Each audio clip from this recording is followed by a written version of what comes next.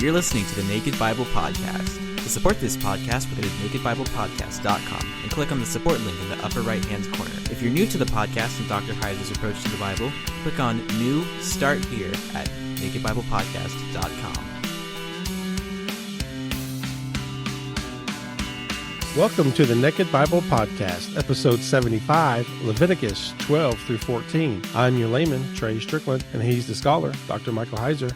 Hey, Mike, how you doing this week? Very good, very good. We have 3 chapters to cover. It's a lot of material, a lot of strange stuff, but I think, there's some things in here I think people will find interesting. Absolutely. We're looking forward to it. Well, let's jump here into Leviticus 12. Of course, we'll just take these things in order, but all of these chapters are sort of related. We're going to get into essentially physical issues, things that happen to, a person's body. I guess we'll try to make it as broad as we possibly can here, that result in ritual impurity. And I'll say at the outset that none of these things have anything to do with sin, even though the purification solutions, are going to bring up things like the sin offering, quote unquote, and the guilt offering, quote unquote. Well, we've tracked through the offering system already, and again, made a point to emphasize that a lot of that sort of thing is not about, committing some, moral act of impurity or some sin, but it's something that makes you unfit for sacred space. And we're going to get more of that today. And so when we talk about some of the offerings, I'll be referring back to the terminology that, I encourage us to think about. Sin offering is really a decontamination offering or a purification offering. The guilt offering, that's really a reparation offering, even though in the context that we'll talk about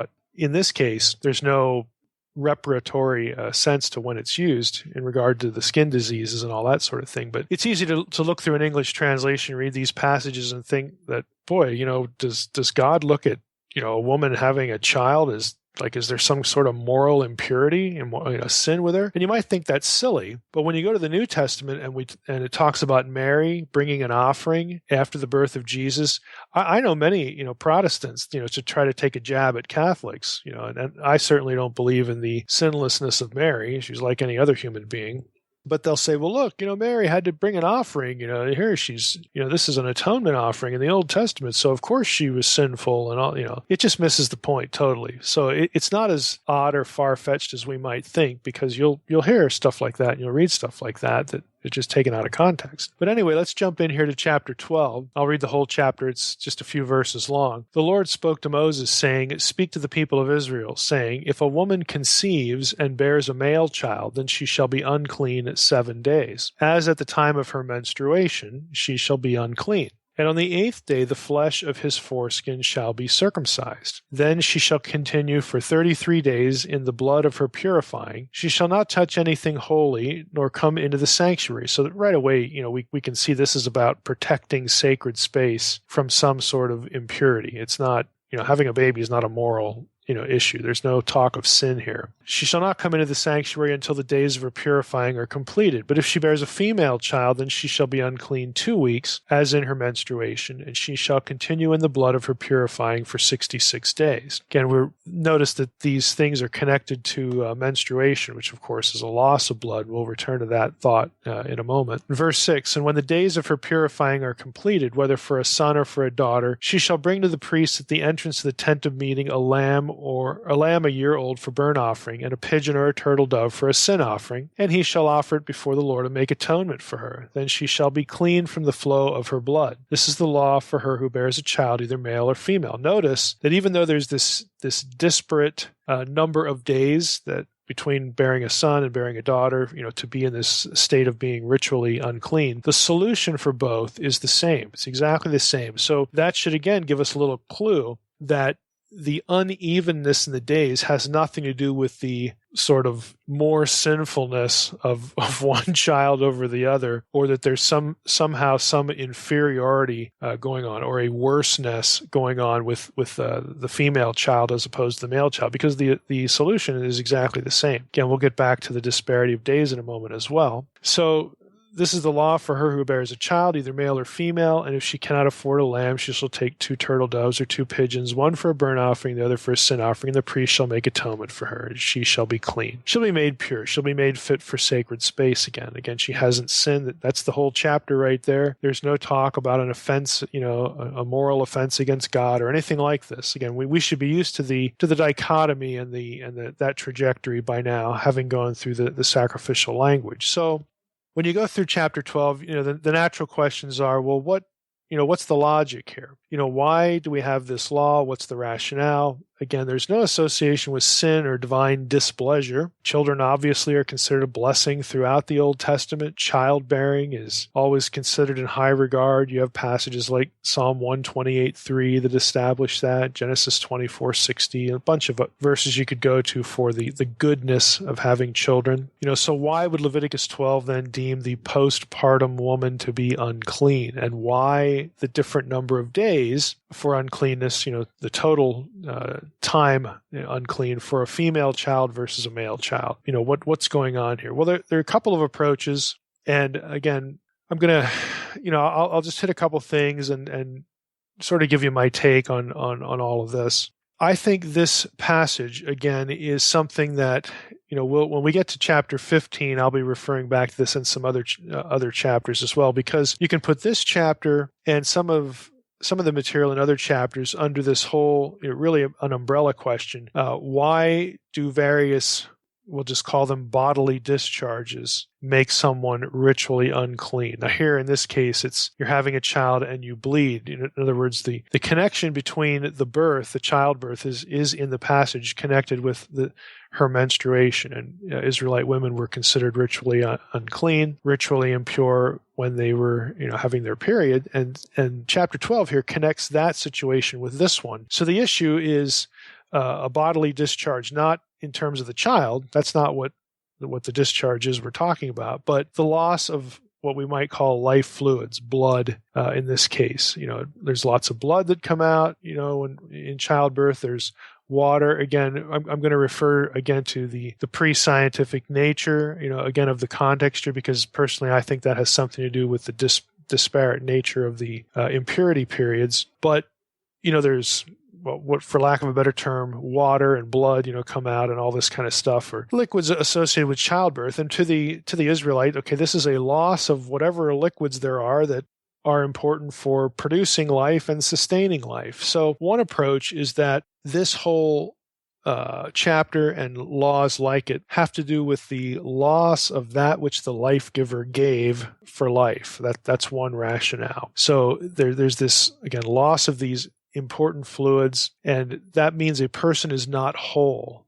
They're not sort of retaining the liquids that God has put in our body. Again, I'm speaking as a pre-scientific person here. We're losing that which God has given to us to produce life, which means we are not whole. We are no longer as God made us to be. God is the life giver. He's given us this ability. He's given us these fluids within us to create and sustain life. And when we lose that, especially as it's connected with reproduction, that renders us, again, ritually unfit for sacred space. Because here's again, a related principle. The people who were not whole, for instance, if they had a handicap or they were missing an eye, missing a limb or something, there were limitations to their occupation of sacred space. And it's not because they're evil or God doesn't like them. It was to teach the point of the perfection of God, the wholeness of God. And so these situations, either a more permanent loss of something that made you whole or a temporary loss of something that made you whole, like childbirth, excluding that person from sacred space was designed to teach you, again, about the completeness of God and really the creation order. There's a lot that goes on in Leviticus that sort of honors the way God made things, and they're doing what they were created to do. Life is going on the way it was created to be lived, and the creation is functioning as God intended it to be. So there's this principle of wholeness, completeness, order, as opposed to chaos, again, as opposed to disorder,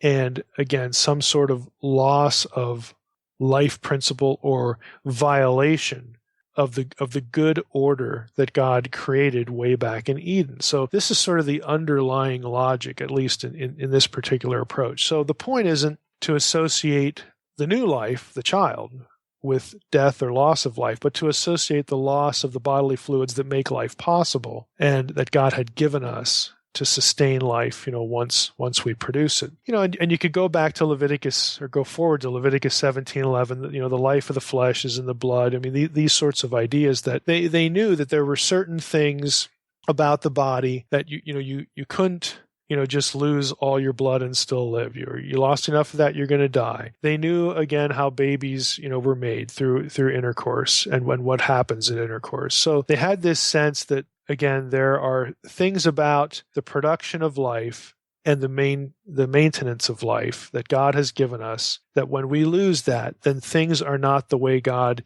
originally intended them to be. Now, this loss is temporary. So you're temporarily unfit for sacred space. And so you have to wait a certain number of days, and then you have a ritual procedure that indicates you have indeed waited a certain number of days. There are offerings that are performed to make you fit for sacred space. None of this is about sin. Okay, it's about teaching the principle of sacred space, the completeness of God, that God is the life giver, all these big picture sorts of ideas. So again, when you have childbirth, again, there's this link in Leviticus 12 to, again, menstruation. If you read in Leviticus 15, again, we're going to hit that. You're going to have menstruation mentioned there. Again, you're going to have abnormal vaginal discharges. These things are going to be connected, so we'll be returning to some of these ideas, but here we are in Leviticus 12 just with the childbirth episode, and that's, again, one way to approach it. Now, some scholars bring up a problem here, and they'll say something like, not all loss of bodily fluid was considered impure.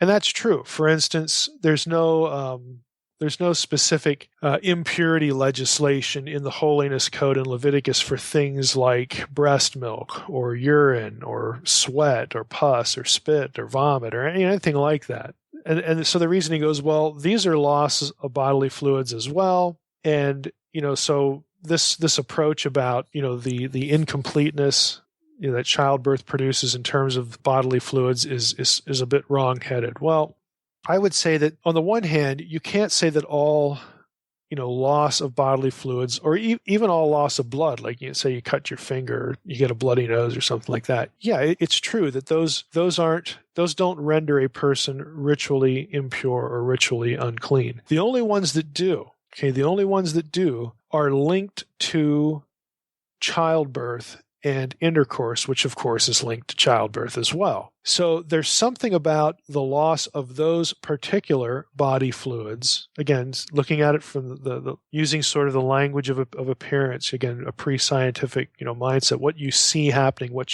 happens at intercourse and at childbirth. It's only the loss of those particular fluids in those particular contexts that make ritual impurity part of the discussion. And so I would say to that objection, well, you're correct. I mean, that is a legitimate objection, but you have to actually take a look at what is targeted to make sense out of it. And again, if you're thinking in terms of these are the components, if I could say it that way. There are certain, again, parts of the way God made us to produce life and to maintain life, semen, blood, vaginal discharge and blood. I'm not going to get too far into this because in the ancient world, a female discharge or an orgasm by the woman was also considered to have input, or it contributed to conception. There are other places in the Bible where this becomes an issue, and there's Second Temple literature that makes this evident as well. We don't necessarily have that going on here, and we won't have it going on in Leviticus 15, but I bring it up just again for this idea that individual Israelites in antiquity knew what happened at intercourse, and they know what happens at childbirth. And so these particular laws reflect, again, the idea that the things that God has given us bodily, to produce life and to maintain it, when we lose that, we don't conform to the perfect order that God has created us with, that we have lost some of the life force. It has to be restored. We believe God will restore that and bring us back to wholeness if we wait a certain number of days, if we follow these procedures and so on and so forth, and then we'll be fit for sacred space, and that'll be a sign to us that we're back to being whole now, that sort of thing. So you have to think about it in those terms to have it make any sort of sense. Again, it's not our context. We don't think about these things this way, but in antiquity, this was a very natural way to think about things, and it's reflected in the Hebrew Bible here. The other approach, again, I've already hinted at it, and that is systemic natural order. I guess that's the label I'm using for it. So again, this is part of the bodily fluid thing, that what happens at intercourse, what happens at childbirth, what happens at menstruation, because that's part of the reproductive cycle, that this is the way our bodies should work. This is normal, natural order. If we want to skip ahead to Leviticus 15, you could say something like this. In Leviticus 15, right around verses 16 and 17,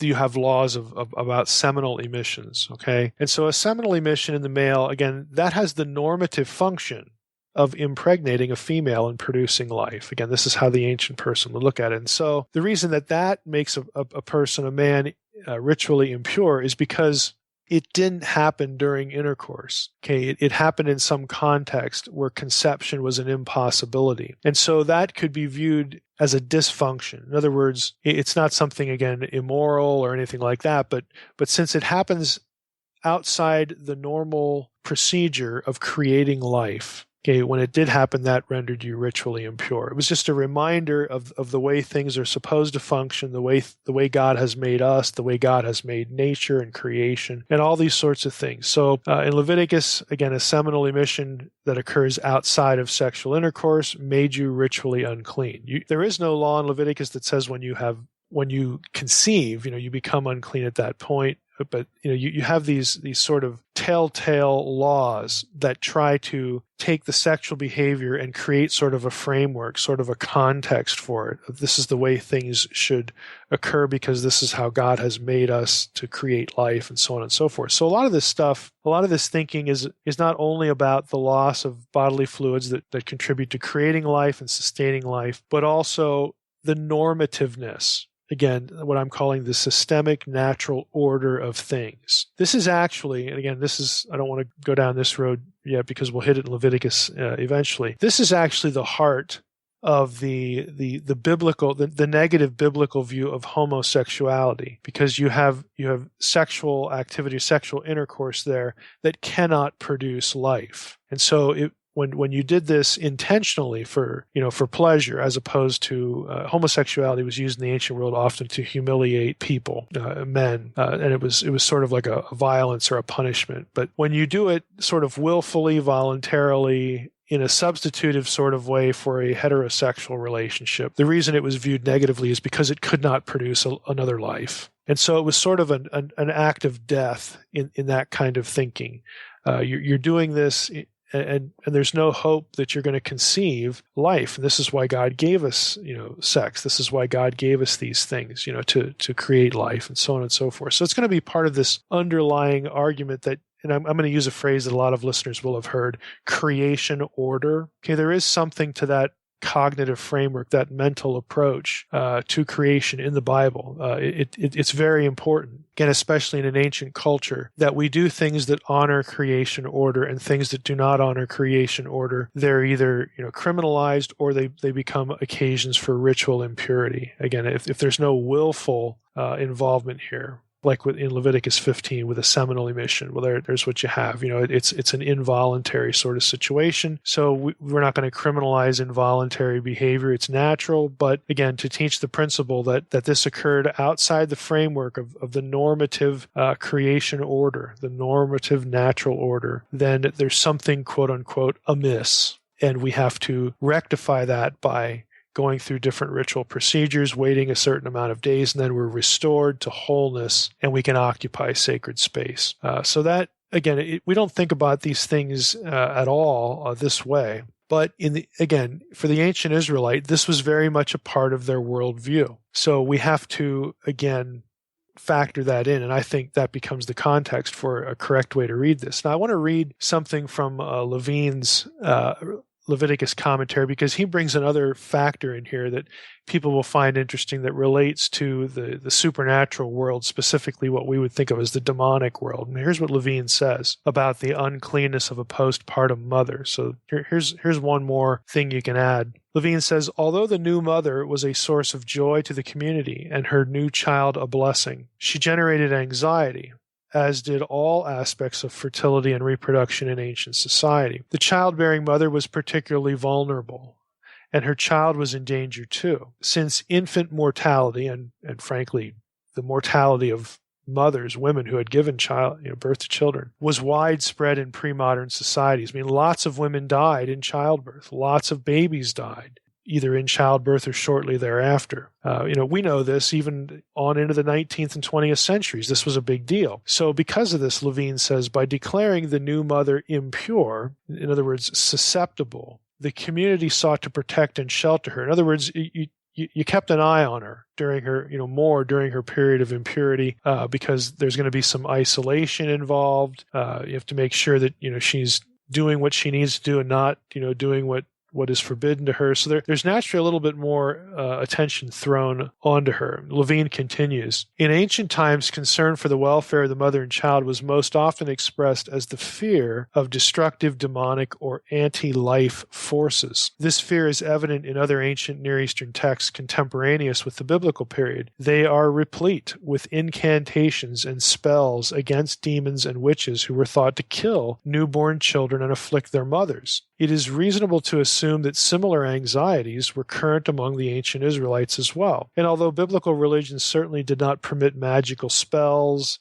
and the like as the proper means for overcoming these perceived threats to life, it did provide ritual means as well as practical methods to accomplish for the Israelite mother and her community what magic was supposed to accomplish for a pagan, for the pagan mother. So what Levine's saying here is true. I mean, there are just hundreds and hundreds of spells to ward off, demons that would, kill children during the night, what we would think of as stillborn children. And we could come up with, some medical reason or, what happened clinically. To the ancient person, I mean, this is the result of anti-life forces, destructive demonic anti-life forces, to use Levine's terminology here. And so there were all sorts of spells and incantations, things you did, for children, for newborns, for mothers who had just given birth, to protect them against what were viewed as supernatural invasive forces, just waiting to just squelch life in terms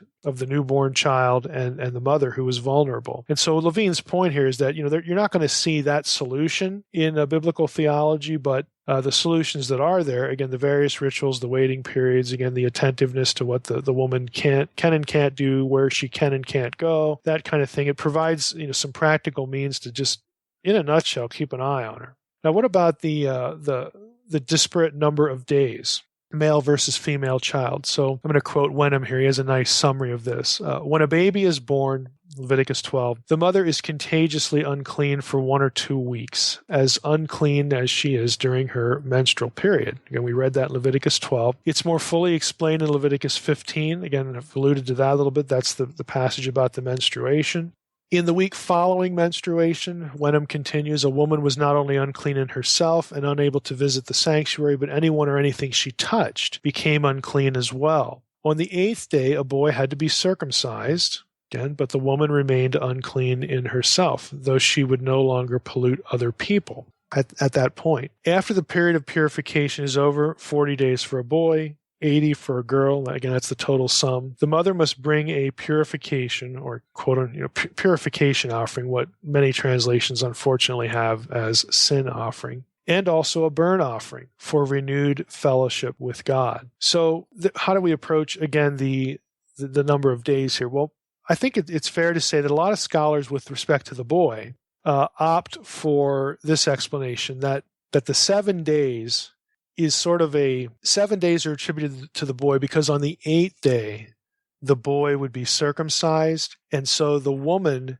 if she gives birth to a boy, is allowed to be among other people so that she can see the circumcision of her own son. In other words, she wouldn't miss the event. And so that seems to be, again, for many, the logic behind the number of days for the boy. And for the female, for a baby girl, there's really no consensus to this. Some scholars would say that the child may be related, or this whole rule, the female child, the extended rule, may be related to the belief, again, that Levine talked about in supernatural threats to newborns and their mothers. Female newborns may be under more threat, or it was thought that they needed more attention, more care, more spells if you're a pagan, because hostile forces, by killing her off, would also, might undermine her ability to conceive children later in life or something like that. So you'll read that. I actually think that I don't really buy that as an explanation. For the boy, it does make sense about the circumcision. So I think there's probably something to that. But I think what we probably have here, or at least this needs to get on the table for the boy, the circumcision. I think there's probably a pre-scientific biological distinction going on here. Now, the rabbis talk about this, and I'm going to just quote Levine again because he has a whole section on the rabbis trying to explain this, and Levine makes this comment that it was thought by the rabbis the male embryo was thought to be completely formed in 41 days and the female in 81 days. Then he has a citation of some rabbinic, commentary from the Talmud. That this view was current in the ancient Near East is supported by ancient sources, specifically Aristotle, who's a Greek source, but again, making the comment that would, apply more widely than just, himself as a Greek, but he's just reflecting on the way people thought in the ancient world. Aristotle held that the male was formed in 40 days and the female in 3 months, which is very close to the 80-day mark here in Leviticus. Hippocrates thought that the male was formed in 30 days and 42 for the female. So there's this disparity. I'll just stop at those two examples. There's a disparity in other literature, and the disparity is based upon the assumption, the belief. Again, there's nothing scientific about this, but the belief that a male, one gender took this long essentially to be formed in the womb and be ready for birth, and the female took this long, a different amount of days. And so that was why there was a disparity in any sort of thinking about how to respond to childbirth or how to treat, a newborn, or a mother who had just given birth. So this, I think there's something to this as well, that the disparity in the number of days in Leviticus has nothing to do with what the cultures thought about the genders. Oh, this one's just closer to cleanness, closer to God. The male's closer to God than the woman. I don't think that has anything to do with it. I think it goes back to certain beliefs, again, pre-scientific beliefs about what happens in the womb with each gender. I think that needs to be on the table, that it could actually be that simple. But again, with the boy, it also does make sense, to have at least the mother able to witness the circumcision of her own child, and so that there would be a restriction, for the first part of the impurity period, to the 7 days there. So again, there's no consensus on all of that. But again, those are the two things I think belong on the table. I think the circumcision does play a role, and then again, the pre-scientific beliefs about what happens in the womb, I think, needs to be on the table too. So let's shift to Leviticus 13 and 14. 13 is dealing with skin diseases, what we commonly think of as leprosy. Chapter 14 carries on the discussion about skin diseases and what to do about them, and also, quote-unquote, skin diseases in houses and other objects. So we want to say something about these two chapters. Let's just read the first 8 verses of Leviticus 13. It says, "The Lord spoke to Moses and Aaron, saying, when a person has on the skin of his body a swelling or an eruption or a spot, and it turns into a case of," this is the ESV now, "a case of leprous disease on the skin of his body, then he shall be brought to Aaron the priest or to one of his sons the priests. And the priest shall examine the diseased area on the skin of his body. And if the hair in the diseased area has turned white, the disease appears to be deeper than the skin of his body, it is a case of leprous disease. When the priest has examined him, he shall pronounce him unclean. But if the spot is white in the skin of his body and appears no deeper than the skin, and the hair in it has not turned white, the priest shall shut up the diseased person for 7 days. And the priest shall examine him on the 7th day. And if in his eyes the disease is checked, and the disease has not spread in the skin, then the priest shall shut him up for another 7 days. And the priest shall examine him again on the 7th day, and if the diseased area has faded and the disease has not spread in the skin, then the priest shall pronounce him clean. It is only an eruption. And he shall wash his clothes and be clean. And if the eruption spreads in the skin, after he has shown himself to the priest for his cleansing, he shall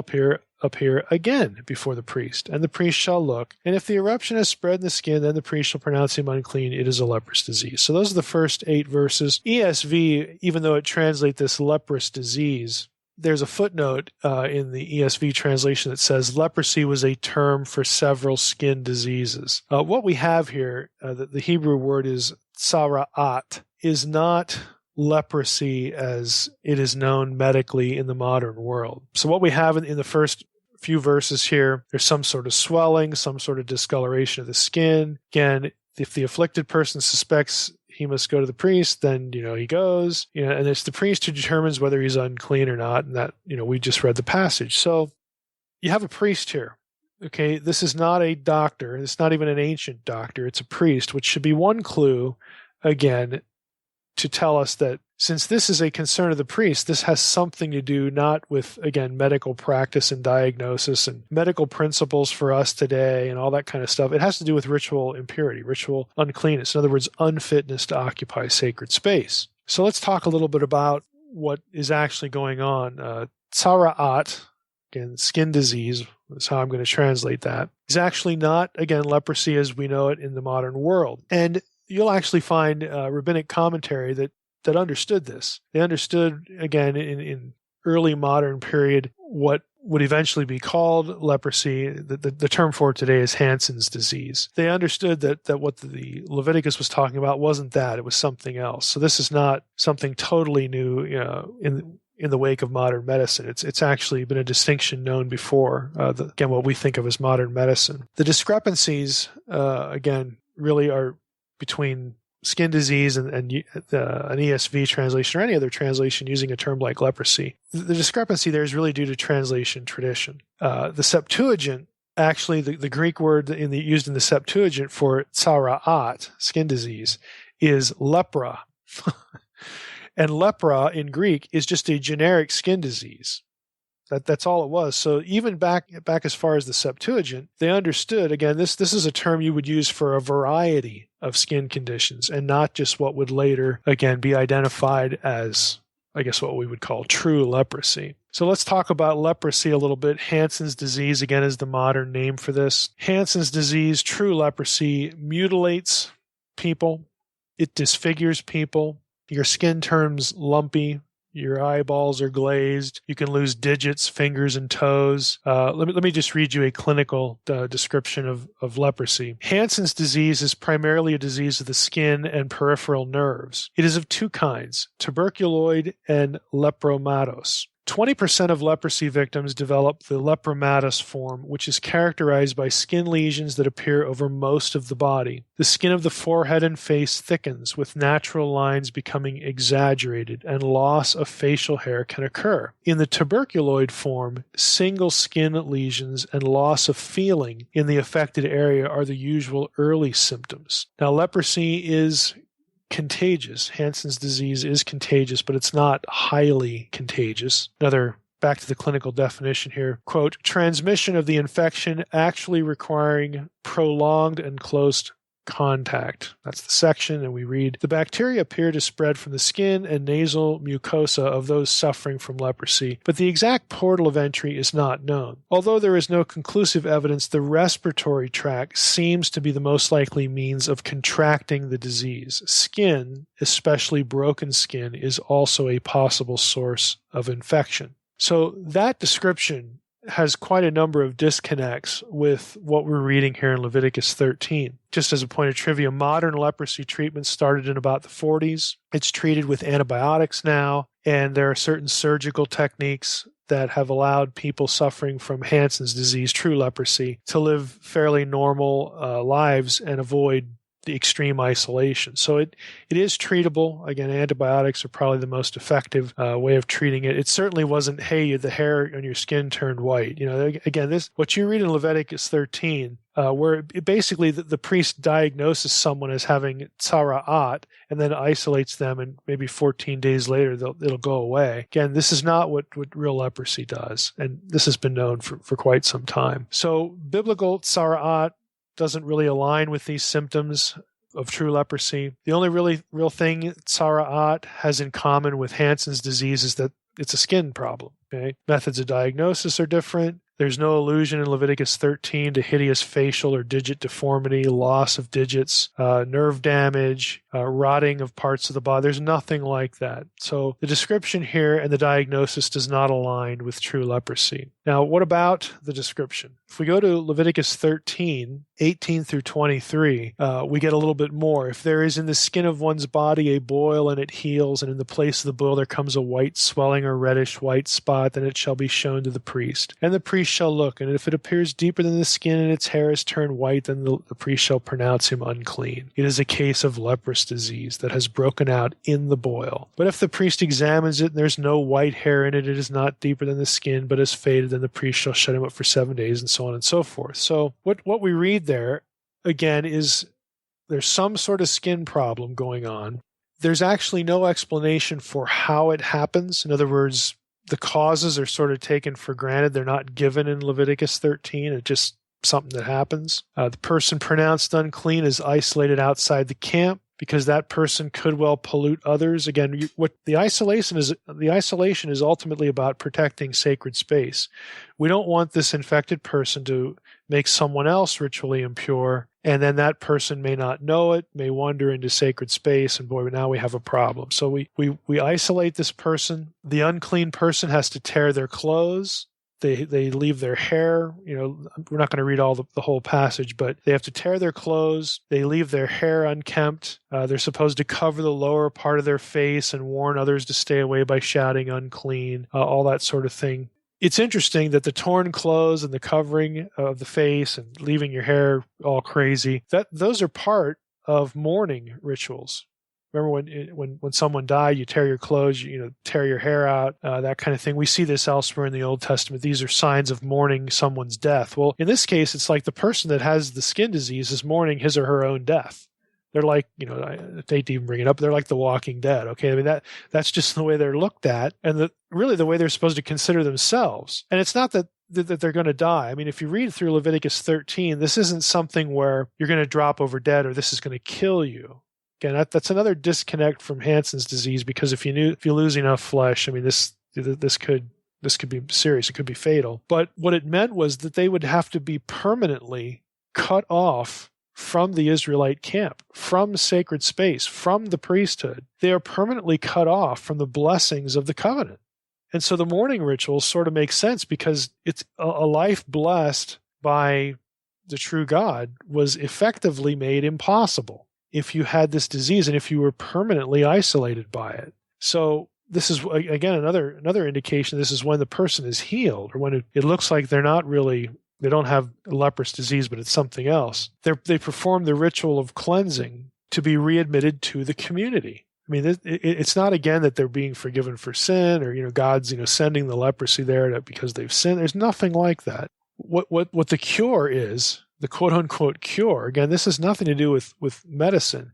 The cure is to let you live among God's people so that you can, again, partake of the blessings of the covenant. It's religious in nature. It's ritual. It's about sacred space and being part of the covenant community. Now, in Leviticus 14, we get a discussion of the treatment, and if I'm using that word lightly, sort of with a grain of salt, because it isn't a medical treatment. It's a ritual that is done to restore the person to community fellowship. Again, it has nothing to do with actual medicine. Wenham, in his Leviticus commentary, summarizes it real nicely, so I'll read a little bit from him. He says, if a man thinks they have recovered from the skin disease, the priest is summoned to examine him. Now, this is the first few verses, or first part of Leviticus 14. If the priest agrees that the man is cured, 2 clean birds are brought. One has to be killed and its blood caught, captured, put in a container, and mixed mixed with fresh water contained in an earthenware vessel. Some of it is sprinkled over the man using cedar wood, scarlet cord, and hyssop. The living bird is also dipped into the blood and then allowed to fly away free. Then the man himself must shave all over and wash himself in his clothes. He is then clean enough to re-enter the camp, but not to live at home yet. Again, this has no medical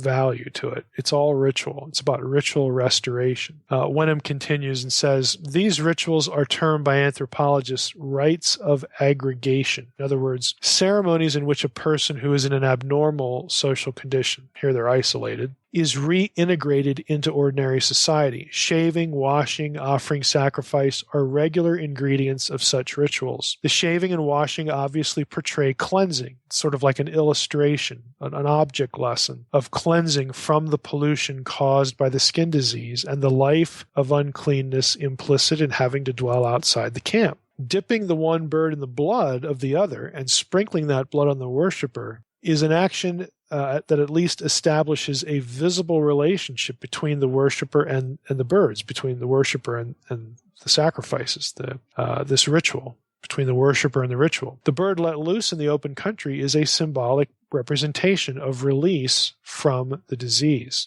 Now, you notice that the birds used are clean birds. They're ritually clean. The whole list of clean and unclean animals. So the birds used are ritually clean, so that's important. The blood-water mixture is a ritual cleansing agent. Again, it's to again visually convey the idea of cleansing. Again, they're ritual acts and not medical acts. Now, what about the restoration? Let's just look in Leviticus 14, 1-9. Let me find that real quickly and read a little bit of that. The Lord spoke to Moses, saying, this shall be the law of the leprous person for the day of his cleansing. He shall be brought to the priest. Then we have this ritual with the birds. 2 live clean birds. Okay, the priest shall command one to be killed. The other one is dipped in the blood, so on and so forth. Verse 8, he who is to be cleansed shall wash his clothes, shave off his hair, bathe himself in the water. 7th day he shall shave off his hair from his head, his beard, his eyebrows, everything. He shall shave off all his hair and shall wash his clothes. And on the 8th day he shall take 2 male lambs without blemish, 1 ewe lamb, a year-old without blemish, and a grain offering of 3/10 of an ephah, so on and so forth. The priest who cleanses him shall set the man who is to be cleansed in these things before the Lord at the entrance of the tent of meeting. And the priest shall take one of the male lambs and offer it for a guilt offering. Of course, we have a whole list of offerings. Sin offering around verse 12, verse 13. So what happens is, initially the person is cleansed through the initial ritual that Wenham talked about, that he summarized, so that they can rejoin the community. And then on the 8th day, okay, that's after 7 days, on the 8th day, the priest brings him right to the edge of sacred space, and then again some offerings are performed, and that signifies, okay, now you're sort of graduating from being allowed in the community, and now you are going to be cleansed, you're going to be made fit again for sacred space. So all of it, the whole procedure, again, is about being fit for to occupy, to tread on, to participate in sacred space. Again, there are elements here also found in Leviticus 16, which is the Day of Atonement. That's kind of interesting about the sprinkling of blood. In Leviticus 14, the blood of the bird is sprinkled 7 times over the worshiper, and the priest declares him clean. In Leviticus 16, the blood of the second goat is sprinkled onto the mercy seat. So there's actually a ritual connection between what happens here and what happens in Leviticus 16, where the priest, is quote unquote making atonement for the whole nation. Again, it's just another connection that shows that what's happening in Leviticus 14 to the person who's suffering from the skin disease is about sacred space. It's not about sin. It's not about medicine or anything like that. Now, what about the rationale? What does all this mean as we wrap up here? I think it's clear, again, I've said it over and over again, might as well just say it one more time. Leviticus's laws and rituals are about marking sacred space and maintaining the sanctity of that space, protecting the presence of God from impurity. Okay, this is why you isolate people.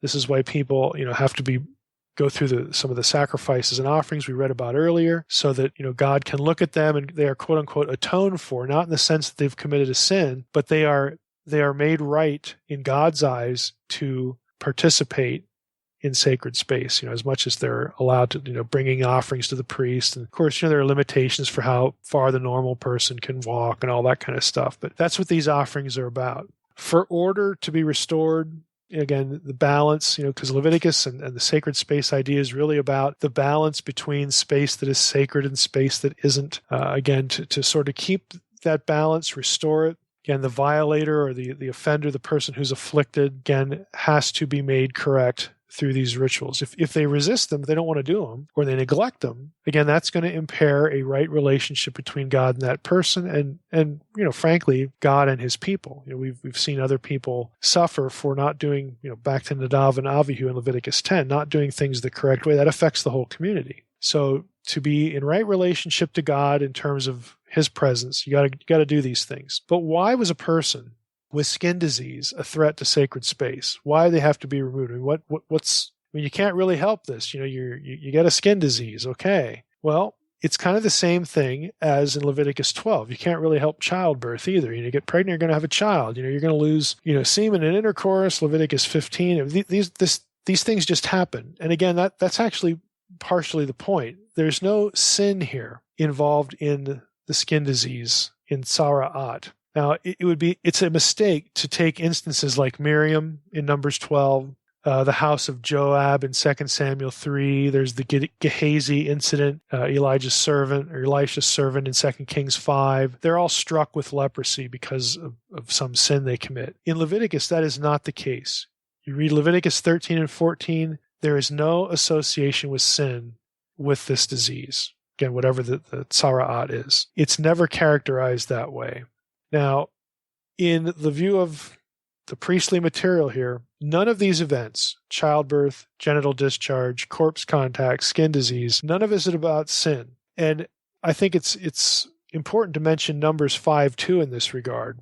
I'll just read you that one verse. Numbers 5:2, God says, "Command the people of Israel that they put out of the camp everyone who is leprous or has a discharge, or everyone who is unclean through contact with the dead." Okay, bodily discharges, contact with the dead, and the skin disease are all lumped into that one verse.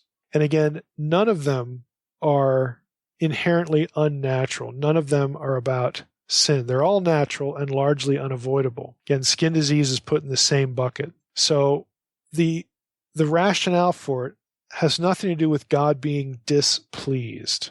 I think the issue, again, just as we saw with Leviticus 12, it's an issue of imperfection. It's an issue of not being whole, of not being the way God made you, that there's something wrong, there's something amiss with your body, either in terms of its function or, again, they're bringing up other examples here like blindness or loss of a limb or something like that. They're, physical handicaps. People are excluded from sacred space when there's something amiss about their wholeness as a person, which involves their body. And again, the idea is not to condemn that person. The idea is to teach positively the perfection, the completeness of God, and the original creation order that is the ideal. Because this is what God is going to be associated with. He's going to be associated with Eden. Okay, the sacred space of the tabernacle. Again, think back to, we talk about cosmic mountain and divine council, worldview, and all this kind of stuff. This plays a part in it because what's going to be associated with God is wholeness and perfection. Where God lives, his abode, the space that is marked off as his, must be associated with life and not death, with wholeness, not incompleteness, with the ideal embodied life in its ideal form versus embodied life of humanity in less than ideal form. Again, it's about teaching a distinction between the perfection of God, the perfection of God's abode, the perfection of where God is, and your world. Okay? Your world is a little less than perfect. You need to be reminded of that. And this, since it doesn't have anything to do with sin, it doesn't have anything to do with your spiritual commitment to Yahweh, your loyalty to Yahweh. Again, the hope of the Old Testament person is that upon death, that they will be with the Lord. They will be in his presence. So that hope doesn't go away, that it doesn't disappear. It's not impaired in any way. But life in this physical world, life in the embodied world, is never going to be all that it could be in relationship to the perfection of God. And so these conditions of impurity, these conditions of lesserness, of incompleteness, unwholeness, are designed to teach that idea, to teach the distinction. And so that, I think, is what we can sort of glean from these chapters. We might as well just throw Leviticus 15 in here because there was so much of it there. But it's a reverence for creation order. It's a reverence for God's perfection. It's an acknowledgement of being lesser, of being imperfect, of not being able to attain or sustain or maintain the kind of life that is associated with the very presence of God. So it's reverence for creation order, reverence for life itself. We should respect life and the normativity of life as it was designed by the Creator. When we don't, we put that at threat, not that we're stronger than God, but God can withdraw from us. God might punish. God might leave. God might do something that puts an obstacle between you, the offender, or the violator, especially if it's some sort of deliberate resistance, to doing what you need to do, and your status as being loyal to Yahweh, your salvation. Again, couching that in Old Testament terms, loyalty to Yahweh alone, and not having another God or no God at all. So when you don't, again, observe these things, you align yourselves with the forces of chaos, with the forces of dysfunction. You resist, again, the will of the true God, who has somehow, for some reason, and Deuteronomy says just because he loved you, made a covenant relationship with you. So why are you dissing that? Why would you? Again, these are the big picture ideas, I think, that come across when we think about passages like Leviticus 12 through 14, again, throwing chapter 15 in there, that we can take away and think about. It's just something good for us to think about. Our respect for life and creation order and the normativity of life as it was created, and also the utter otherness of God.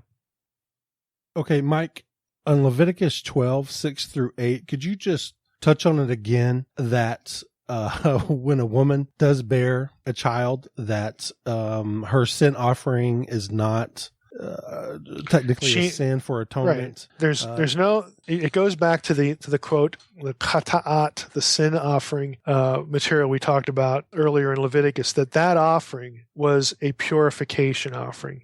We talked about the word itself, that there's a homograph issue. Kata'at can mean sin. Kata'at, the homograph, has to do with purging from contamination, again, being decontaminated, that sort of thing. So the woman who gives birth has been made ritually impure, ritually unclean. And so that offering is, again, done in the prescribed way after the number of days and all that stuff. When the woman brings that offering and that offering is performed, she then can have confidence that God will accept her into sacred space again, that there's nothing amiss here between her fitness to approach God any longer.